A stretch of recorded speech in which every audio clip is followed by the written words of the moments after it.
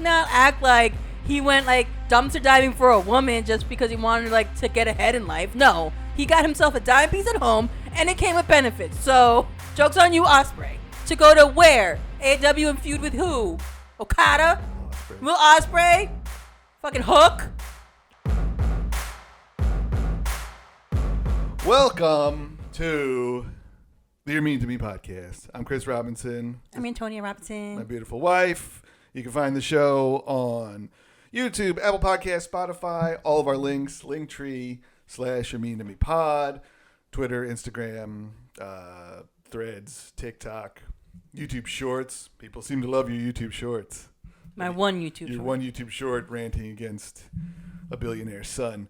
Not everybody was a fan. couple of negative comments, but mostly good. So that was a good clip. So that's what we're gonna do. We're just gonna take this whole podcast and find the best 60 seconds, and that's all we're gonna release. That's all people want. They just want 60 seconds. Like, oh, thanks for that. This is one thing you actually did want to talk about. What? So, oh my God, we literally just talked about. Oh, April 15th at Bravo? No. Reality and that horse shit is at the end. No, I'm talking about Will Ospreay. You want to talk about Will Ospreay. You want to talk about Will No, Ospreay. you want to talk about it. You were like, are we talking about Will Ospreay? And I was like, well, maybe. I don't know what you're talking about. So what is this earth-shattering opinion that the YouTube Shorts community will enjoy that you have about AEW superstar Will Ospreay? I think he's the ace of AEW. You just took that from me. That's what I hear. What did you want to say about it? You want to talk about his comments? I'm wondering if we're going to talk about him. I don't know what's on the agenda. I said, are we talking about Will Ospreay? It seems like you want to talk about him. He is the feeling, bruv. What the fuck does that mean? Well, he calls everyone bruv.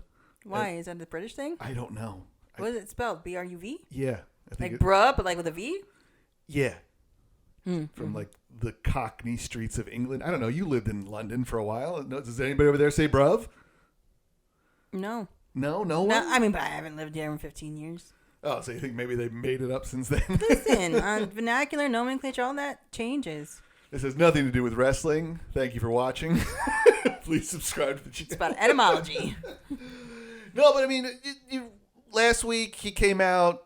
He kind of responded to Triple H's comments about somebody somewhere who didn't sign with WWE that wasn't in it for the grind.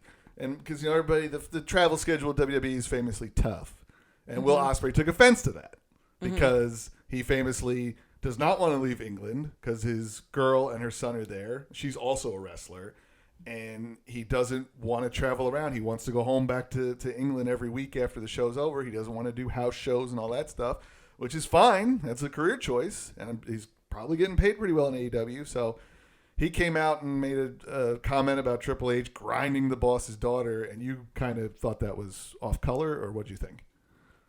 I mean, to quote, oh my God, the cat is scratching the new sofas. It's a new couch! Stop! Is it Isabel? Of course it's Isabel. I'm gonna... If she's running away, she knows she did something wrong. Jesus Christ. Great podcast so far. We're off to a hot start. Her cat's scratching sofas. So you not take offense to it, but what were your thoughts when he said that? You said, well, Triple H didn't mention him by name. Well, I mean, listen, we all kind of knew who he was. People were filling in the blanks. Right. Right? I mean, I do think he kind of outed himself, right? Like, if you're inserting yourself, you're making it about you. Well, there's 3 people that just signed with AEW over WWE. So. Right. But it kind of seems foolish to do so when he talked about people trying to make it and you are saying you've made it, right? Like, he's talking, like, I believe his quote was, like, people trying to make it in this business or, like, reach, like, this next level and they don't want to grind. It's like, well, he's at that level, right? That's his whole thing, right? He's the ace of AEW. So it's kind of weird to, like, he almost insulted himself there. I don't think he insulted himself. He was just saying, like, he did what he wanted to do was best for him and his family. I don't think anybody's hating on that. But the thing that came out is that Triple H knew about this. He knew about the situation. He knew that Ospreay's girl, like, she lost her first husband or her first partner to suicide. And so he doesn't want to move her out of England. Like, that was the main thing. Like so he was saying, like, I can't do this schedule. And he said that's fine, but then we don't want that here. Then why take the shot though about the grind? I think that's what he took offense to. Like you were okay. Because I think it's kind of like making it seem like AEW is the better like work-life balance for people. But here's the thing. I mean, I know people that work there. I know what their work-life balance is. It is. And I get it, but he has a right to defend what WWE does. And he has the right to defend it, but from what? What is he defending it from? Just because, I mean, because people are out here saying like they're not offering anything, they're not doing anything, they're not winning these like free agencies. And if you're not like, why does he have to win the free agencies? If the people would rather be somewhere else, he's going to go out there and say, then they're not for us. End of story. If they don't want what we're offering, they're not meant to be here. They're not people we want. Because he reads the press. He reads the things people are saying. He reads the dirt sheets. Like. And someone asked him, so let him answer. Nobody asked Ospreay. He came out and said it. Like, why? It's wrestling. Somebody takes a shot at you, you return fire. Okay, first of all, I'm fine with taking shots. His shot was old though, right? It's a rehash. No one's debating that. Like old shot, and I don't think it really makes like if you want to like go out there and talk yourself up. Don't say move the needle. I didn't say that. I will say it at some point, but I didn't say that. Don't say it. If you want to go up there and talk yourself up and like defend yourself and stand 10 toes down and like this is why I'm here, I'm all for it. You have a right to respond.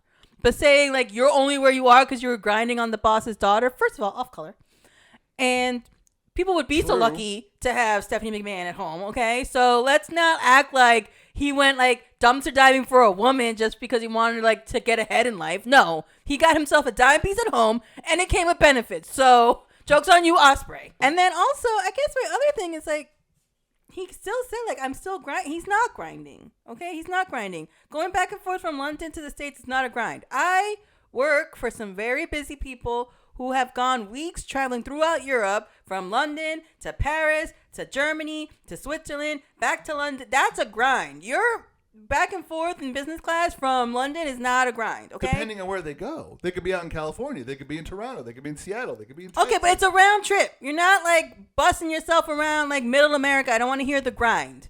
You're not grinding. It's a commute. Listen, if you want to take the easy route, I'm all for it. I'm not here to hate on you. Okay, you do your thing. You collect your money and sit around for most of the week and do a couple hours of work. That's fine. Good on you. But then don't come out here and say you're grinding. You're not. And it just goes to show that everybody at AEW is in it for themselves because his whole purpose was to move the needle. Okay? You're not grinding for, like you said. You said this last week, they're a startup. Yeah. You're putting in a couple of hours of work at a startup? No. People are busting their ass and trying to... It's the wrestling business. He can't come out there and put out two... What are you talking about? It's the wrestling business. The most he's going to get right now in a non-pay-per-view show is a 15 to 20-minute match. So, I mean... But preparation for that match is... like that's work too, right? He had to prepare that promo where he went after Triple H, right? Right, but it don't... like... And he has to train, no? You're comparing things that are kind of like out of the realm. Oh, can you explain that to me? I don't understand. Of grinding... like... Traveling and commuting under any circumstances is a grind. I commute to New York City 4 days a week, and I sit in a bus an hour each way, and I walk 20 minutes. Like I'm not saying it's a grind. Like you're taking the word grind to mean like somebody working in like a coal mine that has to walk to that coal mine 10 miles in the snow or some shit. No, Triple H was talking about the amount of shows they do. Raw and SmackDown, the house shows, the pay-per-views, the travel involved. Right, but that is what he needs to be doing to help elevate AEW. If you're not putting in the work... They don't do house shows. But they do other shows. They do 2 shows a week. They do Dynamite and Collision, and then once a month a pay-per-view. So, I mean, like, you're saying he's putting on his work. He can only do what he can do. He can only come out for a promo and a match. Like what else do you want him to do? Do you want him to set up the ring? Do you want him to run the lights and the pyro? Like, he's a performer. He's a wrestler. It's a different schedule for WWE. Triple H took a shot at him for calling WWE schedule a grind, and they want somebody who's in it for the grind. Why do I have to be in it for the grind? Is Cody in it for the fucking grind? Yeah, actually he is. He's taking some time off right now because of after Mania, but he's doing the house show, sure. Ospreay didn't want to do that.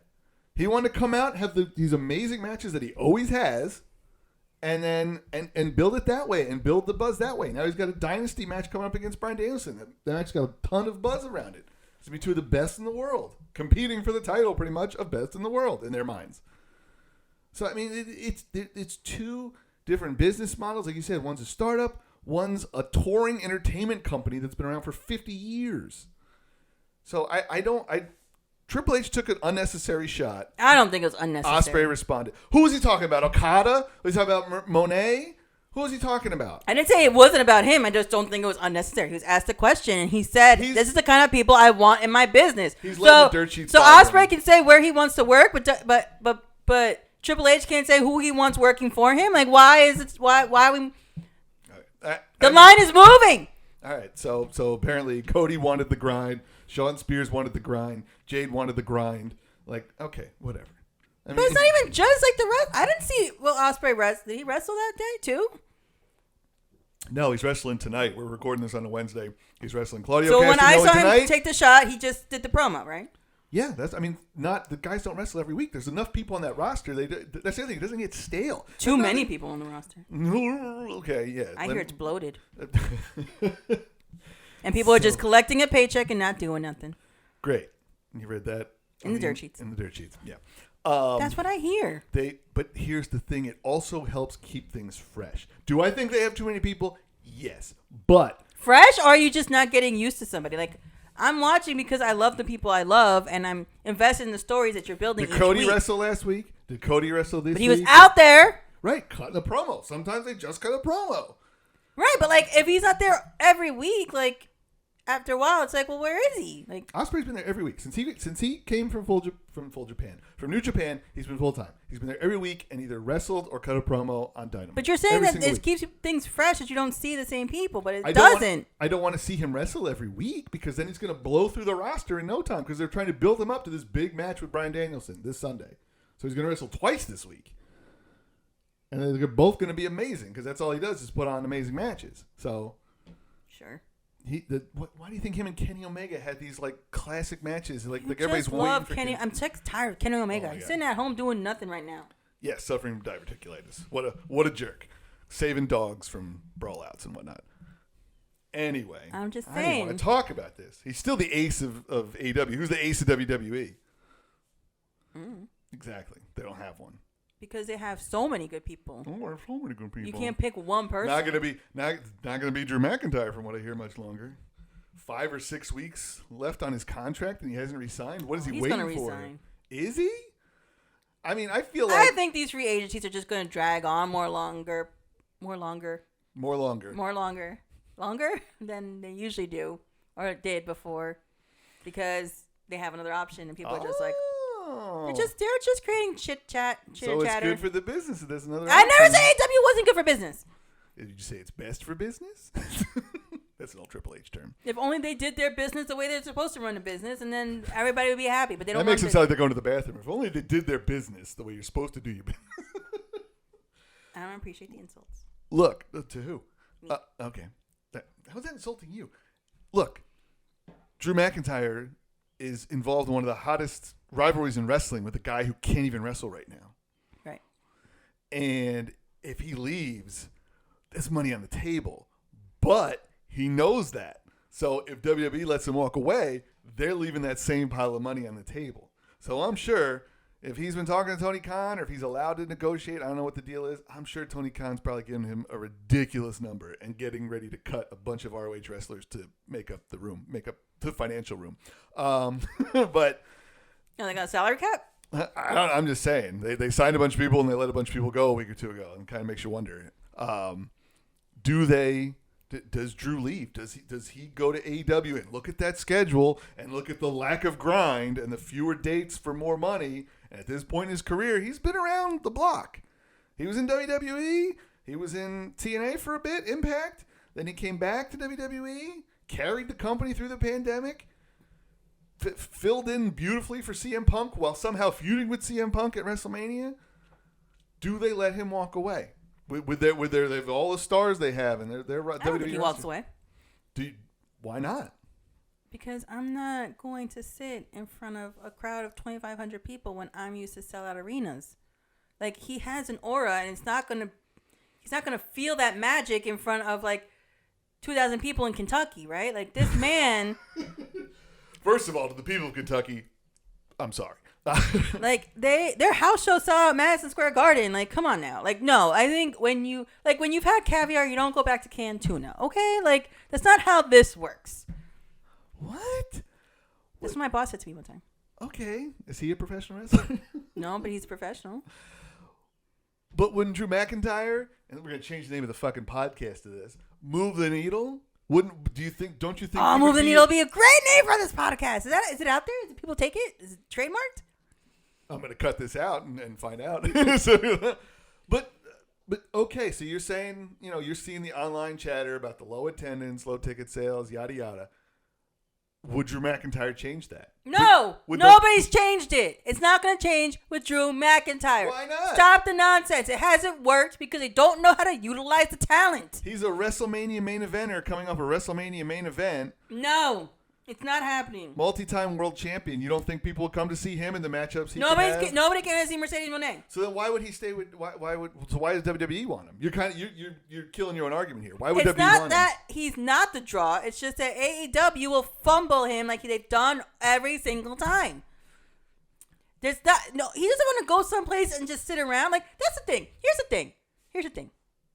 I'm gonna use What's the thing? I'm gonna use an analogy, but I want to present it right. So I work for a professional. He's a subject matter expert in the field of what I work in. Great. And his main job is to, right now at his level, bring in business. But there are times he sits down and he says, sometimes I just want to do what I'm good at. Sometimes I just want to do what I love. Okay. Don't make me, I'm building up to something. Don't do that. And that's what I think Drew McIntyre would feel like. Like, at the end of the day, I want to wrestle. I want to be this person. I want to be in front of this crowd. I want to do what I love. Like, he's not I just want to collect a paycheck kind of guy and get as much money as I want. Here's the thing you don't understand about wrestlers. It doesn't matter if there's 5 people in the audience or 5,000 or 50,000. They love what they do. Now, I'm sure at a certain point you get to a certain level where, yeah, you'd rather be in front of 15,000 people on a weekly basis than 5. Sure. But you also want to make sure that you're respected enough that they give you, like any other sport, a respectable offer, that they see what you've done for the company, how you've raised your game, how you've ascended to this next level. I think he's even gotten even better over these last 4 months. The WrestleMania. So why do you think WWE isn't going to give him that kind of number? He's got 5 or 6 weeks left on his contract, and they haven't thrown him a ton of money in a multi-year deal with incentives to keep him around. That's insulting to me. That's insulting. We're in a place in professional wrestling where he can shop around, and it doesn't have to be that he's really interested in someplace else. It's like free agency in baseball. You go to every team, but you know where you want to be. But they should have made him an offer by now that he couldn't refuse. How do you not lock that up? Like, that's what I'm saying. There's going to be people. It's just to make noise in the fucking news. It's like anything. It's like any reality show. Care about making news noise? Yes, they do. Oh, you're so full of shit. You know that they want to hear the drama. Not with contracts. And he's over here being a Twitter troll. He's great at social media. You don't think that they would use this in a story and make it a work or whatever you guys call it? Like, come on now. Don't come to me with that bullshit. If his contract don't come to me with that bullshit. You're blowing the microphone. Because you're coming to me with that bullshit. If they're going to use this contract thing as a work, they would have already probably started mentioning it on TV. I don't think there's no way they're going to Scotland in a couple of months without fucking Drew McIntyre. Like, you smarter than this. You smarter than this. What? Like, you ain't this stupid. Come on now. I'm making the argument for the other side. That's what, if we sat here and agreed with each other, people would be like, why am I watching this beautiful woman and this gangly idiot agree with each other about wrestling topics? I'm just saying. Before. I'm just saying. All right. I'm just saying. I don't disagree necessarily, but I'm saying that it surprises me that as big as he's become, as important as he is right now to the main event scene in WWE, that even if it's not true, and he has re-signed, and the dirt sheets just don't have the inside info, why they wouldn't have locked him up before Mania? He's got to be in the plans going forward for the next 6 months to a year minimum. And he knows this. This man loves what he does at WWE too much. He puts in so much into his character, into his climb, into his everything. The storyline, his shit with CM Punk, it's too good for him to walk away. To go to where? AEW and feud with who? Okada? Will Ospreay. Will Ospreay? Kenny Omega if he ever comes back from diverticulitis. Fucking Hook. John Moxley. Literally, after Will Ospreay. It didn't hit my brain when he said Hook. I was like, who's that? Literally after Will Ospreay did the nonsense of like, this is where the best wrestle, which seems to be the new tagline for AEW. Okay? Yes, it is. Literally, Hook comes out next. Like, you can't do that to me, AEW. Now you know you fucking around. Like, I don't want to see Drew McIntyre. And it's not where the best wrestle, okay? It's where the has-beens and never was wrestles, okay? What? What? No, it's not. What? Has-beens? I mean, it's AEW afterthought, like WWE afterthoughts, and people in the twilight of their career. Afterthought? What? No. Sammy Guevara, Darby Allin, the all those people. You're listing sucky people. What? Have you ever seen Sammy Guevara wrestle? The twilight of their career. I've seen them wrestle. I don't think that they're particular. Listen, nobody's saying these are bad wrestlers. The only people in the twilight of their career in AEW are like Edge and Christian. And Chris Jericho. So 3 people on the roster in the twilight of their career. Well, isn't Samoa Joe old? I wouldn't say he's in the twilight of his career. He's been around. It's different now. There used to be, you probably had a 10, 15-year career. 20-year would be crazy. Now these guys, if they start young enough, they can go into their 50s. You're like... I'm not debating career length. No, we're not going there. I don't care. I wasn't going to talk about that. No, I know. It's just no. There's no. You're arguing with yourself in that point. Like, I didn't bring up career length. You're not a size queen when it comes to careers. All right, let's shift gears from wrestling. Okay. And talk about reality. I know April 15th. I know there's some things with tax day. Yes, we'll talk about our taxes. I'll give out our personal tax information at the end of the show. Okay, well that happened on Monday. We're going to talk about some of that. My W-2. What? Okay, so what is this? You mentioned it. You know, we haven't really talked about reality lately. What did you want to talk about? This? What is this? I mean, the Bravo Celebrity World exploded. Did it? Are they all dead? Okay, what do you want to talk about then? No, let me hear it. You said it exploded. What's this explosion? Okay, well, did it move the needle? First? It did. It certainly did. All right, what happened? Tell me. So Robin Dixon has announced that she's leaving Potomac. She was fired. It was said she straight up said she was fired. Candace Bassett from Real Housewives of Potomac said a month or two ago that she was leaving, and everybody thought she was fired. But then it comes out on Monday she announced she's pregnant. So everybody now believes that she left on her own because she doesn't want to be pregnant on the show with all the toxicity. And then wait, with all the what? Toxicity. Close enough. And then Crystal Minkoff from Beverly Hills announced that she's not coming back to the show.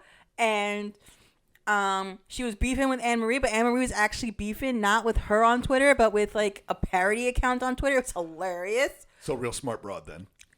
I mean, she called herself a doctor and she's a nurse.